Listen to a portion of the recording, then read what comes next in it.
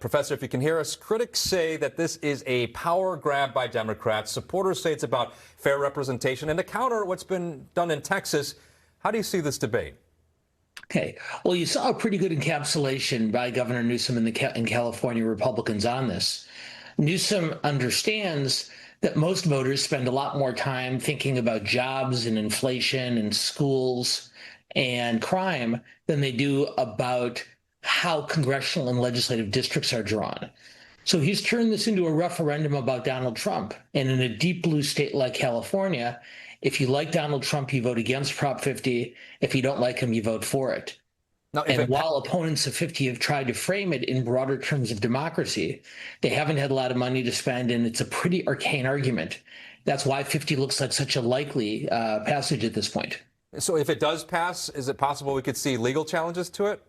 There will almost certainly be legal challenges to it, and the opponents have already made that clear. They argue that in a state in which roughly 40% of the voters supported Donald Trump, in which 25% of the voters are registered Republicans, having only 4 or 5 Republican members of Congress out of 52 does unfairly impact the representation. We don't have any idea of how the courts will rule, of course, but there is a pretty strong precedent that they do allow this kind of redistricting. So there will be a legal challenge, but it looks like it's going to be an uphill fight.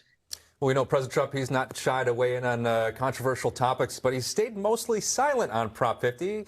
Hasn't been campaigning against it. Why do you think that is? I think Trump's been told, and I think he knows, even if he won't admit it out loud, that he's not particularly well liked in California. He's lost the state here in 3 state elections by very large margins. And his advisors convinced him that by coming out vocally against it, that it could actually backfire and cause more people to vote for it. We're seeing a similar dynamic in the New York City mayor's race, perhaps, today.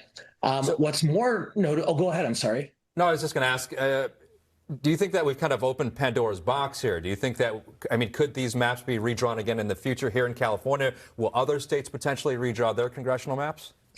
Many states are redrawing their maps. As you noted, this is a process that started with Texas, when Trump leaned on Republicans in that state to redo their maps to increase the Republicans' likelihood of keeping a majority in the House of Representatives.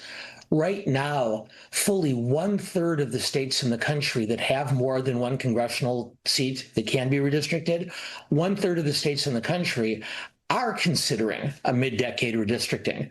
So the toothpaste is already out of the tube. Got it. All right, political analyst Dan Schnur. Professor, thank you so much for joining us this morning. We appreciate it. Thank you for having me.